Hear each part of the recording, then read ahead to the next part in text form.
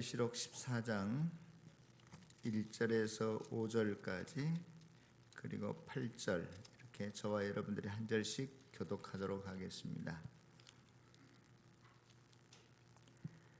또 내가 보니 어린 양이 시온 산에 서 있었습니다. 그 어린 양과 함께 14만 4천 명이 서 있었는데 그들의 이마에는 어린 양의 이름과 그의 아버지의 이름이 적혀 있었습니다. 그리고 나는 많은 물이 흐르는 소리와도 같고 큰 천둥 소리와도 같은 음성이 하늘에서 울려오는 것을 들었습니다. 내가 들은 음성은 검은 고를 타고 있는 사람들의 노랫가락과 같았습니다. 그들은 보좌와 내 생물과 그 장로들 앞에서 새 노래를 부르고 있었습니다.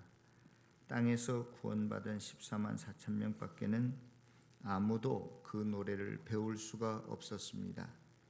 그들은 여자들과 더불어 몸을 더럽힌 일이 없는 정절을 지킨 사람들입니다. 그들은 어린 양이 가는 곳이면 어디든지 따라다니는 사람들입니다. 그들은 사람들 가운데서 하나님과 어린 양에게 드리는 첫 열매로서 구원을 받았습니다. 그들의 입에서는 거짓말을 찾을 수 없고 그들에게는 흠잡을 데가 없었습니다. 다 같이 8절 시작. 또 두 번째 다른 천사가 뒤따라와서 말하였습니다. 무너졌다, 무너졌다. 큰 도시 바빌론이 무너졌다. 바빌론은 자기 음행으로 빚은 진노의 포도주를 모든 민족에게 마시게 한 도시다. 아멘. 요즘 우리 교회 공사가 1월 달부터 시작이 됐는데 꽤 이제 오래 가고 있습니다. 여러분들 불편을 참아 주셔서 감사를 드립니다. 제가 이제 공사 현장을 시간만 나면 쭉 올라가서 보고 하는데요. 거기에서 그 전기 일 하시는 분이 제일 그 일을 많이 하시는 것 같아요. 일을 많이 한다는 것은 이제 나오시는 날짜가 굉장히 많으신 것 같아요. 그래서 이제 제가 그분에게 좀 가까이 다가가고 또 친근하게 해서 좀 전도를 할 모양으로 혼자 계실 때도 많으니까 가서 옆에서 말벗도 대어드리고 또 이제 뭐라도 하나 이렇게 거들어주면 쉽게 하실 수 있을 것 같아서 자주 그러는데 엊그제는 점심을 같이 이제 먹게 됐습니다. 짜장면을 이제 같이 먹다가 제가 이제 이런 이야기를 했어요. 우리 형님 중에 한 분도 은퇴를 했는데 은퇴하기 전에 큰 소리를 뻥뻥 치더니 내가 뭘 해서 못 먹고 살겠냐. 그런데 은퇴하고 막상 나니까 아무것도 할 일이 없었다.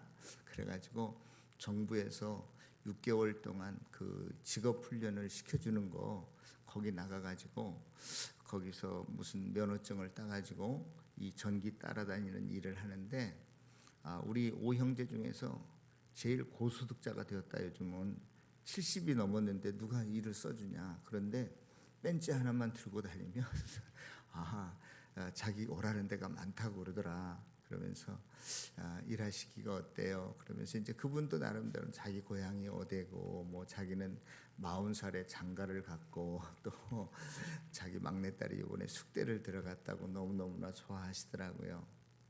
자, 그러면서 이제 셋이서 먹는 거예요. 사장님하고 전기공사 일하시는 분하고 저하고 짜장면을 먹으면서 갑자기 그러는 거예요. 왜 당신은 교회 안 나가는 거야? 그 일을 맡은 사장님이 그러니까 우리 형님 때문에 안 나간대. 형님이 어때서? 그런데 자기 형님이 대기업의 격리부장으로 있다가 야간 신학교를 해서 지금 목사인데 모든 부모님의 땅을 다 가로챘다는 거예요. 예? 그래가지고 형님 이야기만 나오면 혈압이 오른대. 자기는 말 꺼내지 말래.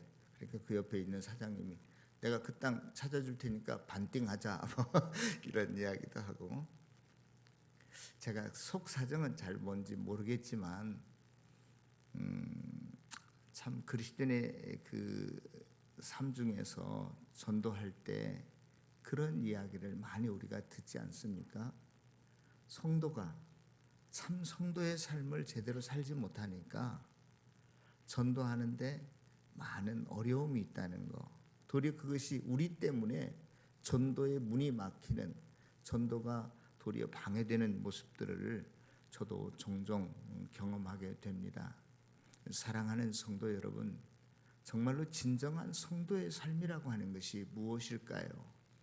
오늘 본문에서는 여러 가지 것들을 이야기하고 있지만 정말로 성도의 삶이 어떠해야 하는 것을 우리들에게 말씀해 주고 있다는 생각이 듭니다.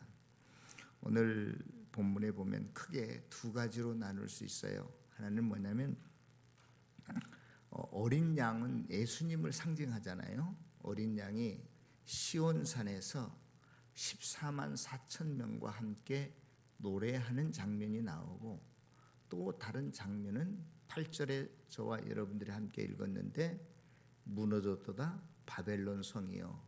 그래서 이 시온산과 바벨론 성이 서로 대조해서 기록되어 있는 것을 볼 수 있습니다. 여러분, 시온산이라는 것은 무엇입니까? 제가 여러분들에게 설명을 드리지 않아도 여러분들은 이미 이렇게 직감적으로 알 수 있을 거예요. 시온산이라고 하는 것은 예전에 솔로몬 성전이 지어졌던 그러한 성전터예요. 유대인들에게는 가장 거룩한 것이요, 신성한 것이요, 또 자기네들의 승리의 상징인, 또 하나님의 백성과 하나님의 나라가 이루어지는 곳이라고 생각하고 있는 산이 시온성입니다. 반면에 바벨론은 어떠한 것이냐? 창세기 1장 1절과 2절에 보면 하나님이 무엇과 무엇을 창조하시니라? 천지 하늘과 땅을 창조하시니라. 2절에 보면 땅이 혼돈하고 그렇게 기록되어 있어요. 또 공허하고 흑암 중에 있지만 하나님의 영은 수면 위에 있더라, 그렇게 기록되어 있는데, 땅이라고 하는 상징성은 뭐냐? 하나님께서 만드신 모든 이 세상의 피조물을 의미하기도 합니다. 그런데 오늘 본문에서는 이 바벨론이 망했다라고 하는데, 이 바벨론이 무너졌다라고 하는데, 이 바벨론이 무너졌다는 의미는 무엇이냐면 땅 아래에 있는, 그러니까 땅의 속성 혼돈과 공허와 흑암 죽음의 바닷속에 가라앉는 어떠한 도시예요. 교만해서 하나님과 등진 사람들이 만들어낸 문화고 문명을 의미하는 것입니다. 사랑하는 성도 여러분, 하나님의 백성들, 특별히 오늘 본문에서 나오는 것을 보면은요, 우리의 마음의 세계는 그 딱 두 가지인 것 같아요. 우리가 지금 지구본을 놓고 펴면 5대양 6대지가 있지만 우리의 마음의 세계는 온 세상을 통틀어서 공허와 혼돈과 흑암과 죽음의 바다 하나만 있고, 또 다른 세계는 무엇이냐? 온통 세상을 통틀어서 수면 위로 떠오르는 시온산, 요지부동의 땅, 또한 승리의 상징을 저와 여러분들에게 말하고 있는 시온산 하나만 있는 것 같습니다. 그래서 모든 인생들이 이 두 가지 종류의 마음을 가지고 있는데, 바벨론의 성읍의 사람들과 시온산의 성읍의 사람들이 육신을 입고 이 땅에 만나서 서로 둘이 싸우는 거예요. 그래서 이 두 개의 마음을 가진 사람들이 몸을 입고 우리가 서로가 만나면 서로 싸우고 갈등하고 모함하고 시기하고 분쟁하고 수많은 상처와 서로가 물고 물리는 그러한 그 흑 역사를 우리가 만들어가는 것 같습니다.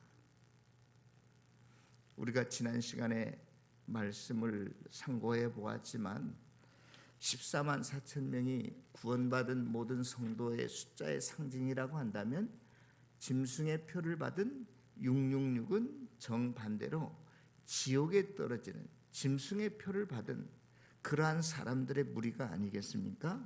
그래서 이 666이라고 하는 것은 이방인은 물론이고 심지어 교회 안에 있는 사람들까지라도 짐승의 표를 받은 사람이 있을 수 있다.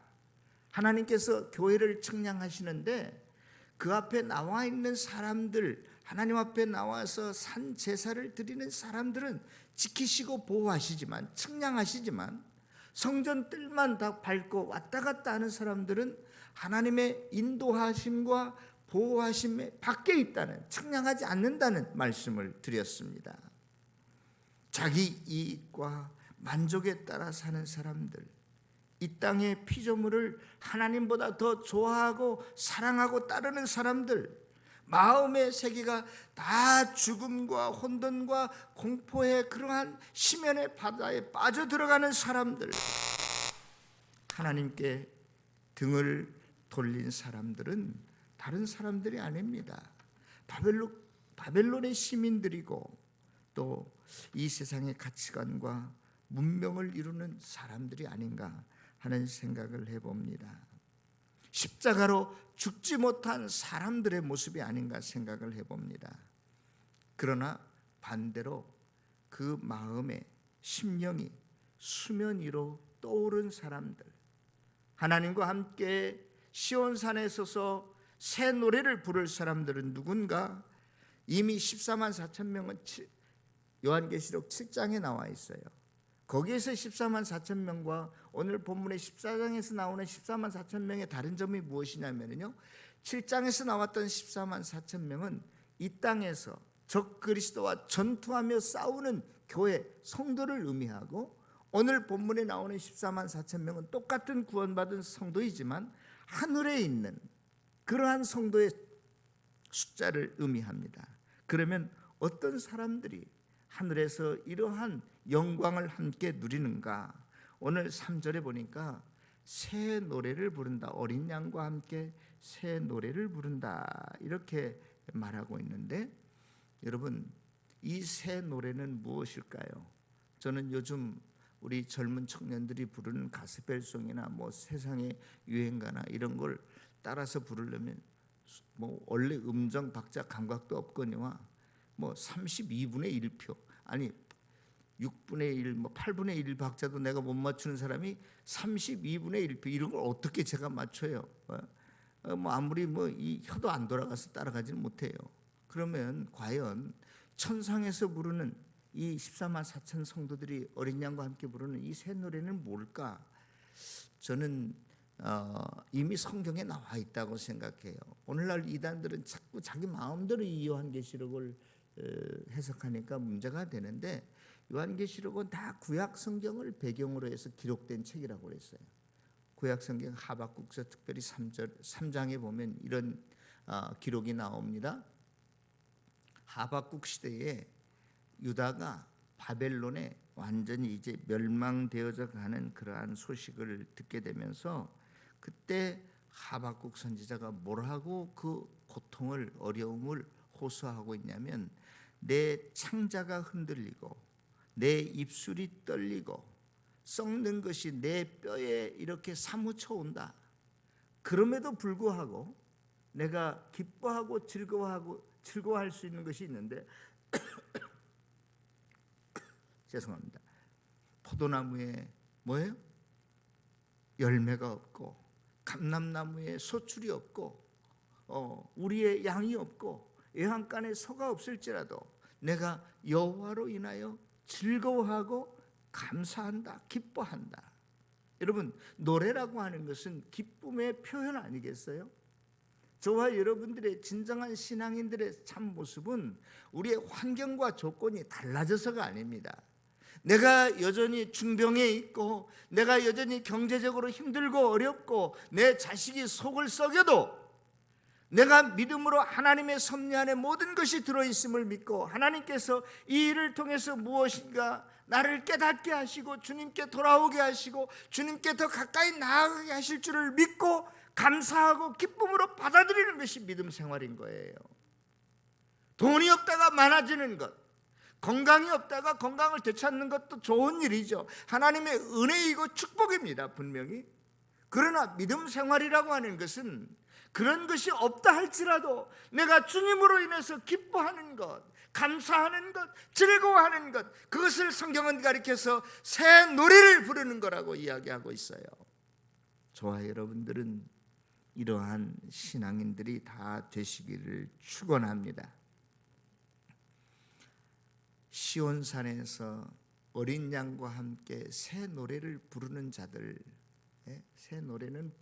그러한 새 노래를 부르는 자들이 되어야만 합니다. 우리의 신앙생활 속에서 감사와 기쁨이 빠지면 뭔가 잘못되고 있는 거예요. 그래서 저와 여러분들이 기도의 응답으로서도 평안을 얻고 기쁨을 얻고 감사를 얻어야 돼요. 또 오늘 4절에 보니까 24만 4천, 하늘에서 부르는 새 노래를 부르는 24만 4천 명들은 어떤 사람들이냐? 여자와 더불어 더럽히지 않는 순결한 자라고 그랬어요. 이것은 뭐 결혼하지 않는 자 그런 뜻이 아니라, 여러분, 한 남자가 한 여인과 남자를 사랑하듯이, 자기 남편과 아내를 사랑하듯이, 그리스도인들은 누구만을 가장 사랑해야 돼요? 우리 주님만을. 하나님을 믿는 백성은 하나님만을 섬기고 좋아해야 되지, 내가 하나님 사랑하고 하나님 좋아하는 것보다도 돈을 더 좋아한다, 그러면 돈이 나의 뭐가 된다고요? 우상이 된다고요. 하나님께서 내게 자식 주신 것 감사하지만 내가 이 자식 섬기느라고 하나님을 제대로 못 섬긴다, 그건 자식이 뭐가 되는 거예요? 하나님의 기업과 축복이 아니라 우상이 되어버리는 거예요. 그래서 그 자식이 잘 될 수가 없다는 거예요. 이게 심각한 이야기입니다. 저도 자식을 가진 부모로서 자식에 대한 애틋한 사랑이 누구에게나 있는데, 이것을 극복하고 내가 주님을 먼저 사랑하는 자리로 나아간다, 주님께 먼저 헌신한다, 쉬운 문제는 아니에요. 그러나 성경은 저와 여러분들에게 그걸 분명히 말하고 있습니다. 너희들이 어떤 것보다도 삶의 우선순위를 하나님보다 더 두거나 어떤 가치를 하나님보다 더 앞세우게 되면 그것이 곧 너희들이 우상을 숭배하는 자들이요, 너희들이 정결을 지키지 못하는 자들이라고, 음행하는 자들이라고 분명히 말하고 있습니다. 그 다음에 하나님과 함께 시온산에서 어린 양과 함께 새 노래를 부르는 자가 어떤 자들이냐? 4절에 보니까 어린 양이 어디로 가든지 따라가는 자다. 어린 양이 어디로 가든지 따라가는 자. 우리는 뭐예요? 그렇지 않아요. 내가 가고 싶은 대로 가는 사람들입니다. 하나님은 분명히 저와 여러분들에게 나를 따라오라 그랬는데, 쉽게 발걸음을 주님을 향해서 내딛지 못하고 내 가고 싶은 대로 가는 사람들이 저와 여러분들입니다. 그러나 최후의 영광의 시온산에서 함께 하나님과 영광의 노래를 부르며 평안과 그 영광 중에 무리에 섞여 있을 수 있으려면 무엇을 해야 되느냐? 주님이 가는 대로 따라가는 자들이에요. 자기를 죽이는 자들이에요. 왜 요한계시록에서는 예수님을 특별히 어린 양이라고 계속 표현하는 줄 아십니까? 이 어린 양은 구약시대에 제단 앞에서 제물이 되어지는 제물이었어요. 자기를 죽이는 죄인 대신에 자기가 희생되는 양이었다고요. 그러한 의미에서 요한계시록은 예수님을 향해서 어린 양이라고 계속 표현하고 있는 거예요.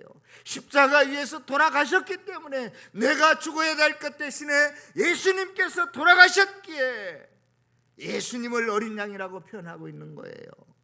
사랑하는 성도 여러분, 진정한 하늘의 영광에 동참한 자가 되기를 원한다면 주님께서 따라가는 데까지 함께 따라갈 수 있는 저와 여러분들의 삶이 되시기를 축원합니다.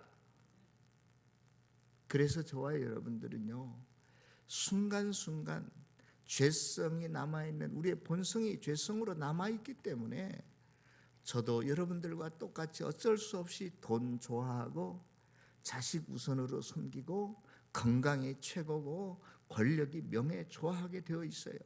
그러나 순간적으로 그런 것들이 내 마음에 찾아오고 들어온다 할지라도 십자가에 다시 한번 내 육을 못 박아버리고 죽여버리고 나를 부정하고 다시금 내 심령을 성령으로, 하나님의 영으로 가득 채워서 가라앉은 내 마음, 납덩이와 같이 무거운 내 마음을 비워서 성령으로 채워서 물 위로 올라와야 됩니다.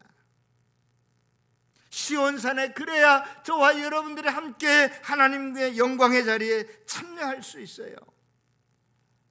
오늘날 많은 사람들이 자기의 죄성인 본성을 이기지 못하고 돈과 함께 가라앉아 버리고 명예와 함께 가라앉아 버리고 권력과 함께 바다 깊은 심연의 바다에 속으로 들어가는 이유는 뭡니까? 자기를 부정하지 못하는 데서 오는 거 아니겠어요? 자기를 십자가에 못 박지 못하는 데서 오는 거 아니겠어요? 그런 사람들은요, 밤낮으로 아무리 일을 해도 뭘 얻지 못하는 줄 아십니까? 쉼을 얻지 못해요. 쉼을. 우리 11절 한번 다 같이 읽어볼까요? 저와 여러분들이 가지고 있는 성경책 요한계시록 14장 11절 시작. 그 고난의 연기가 세세토록 올라가리로다. 짐승과 그의 우상에게 경배하고 그의 이름표를 받은 자는 누구든지 밤낮 쉼을 얻지 못한대.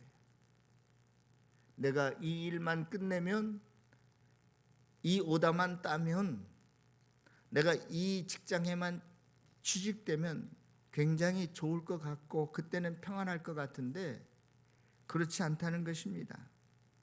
내 자식이 명문대에 들어가고 세계적인 굴지의 회사에 취직이 되고 승진이 되고 내가 건강하고 거부가 되고 장군이 되고 저명인사가 되면 안식과 평안이 찾아올 것 같아서 밤낮으로 쉬지 않고 일하지만 그걸 얻는다고 해도 또 다른 근심 걱정이 찾아오고 더 많은 것을 얻기 위하고 더 높은 데로 올라가기 위해서 아무리 일하고 일해도 쉼이 없다는 거예요. 아무리 뭘 얻어도 쉼이 평안이 없다는 거예요.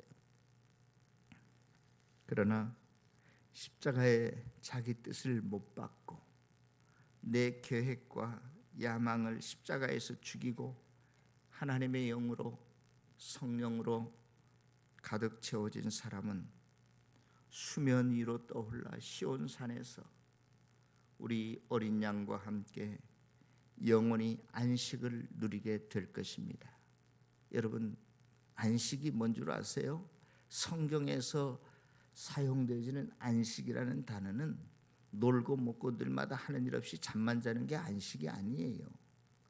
저와 여러분들이 이 세상을 돈 벌기 위해서 직장에 가서 온통 시간과 열정적으로 에너지를 집중해서 일하듯이 하나님의 일에 그렇게 집중해서 일하는 것을 성경은 안식이라고 해요.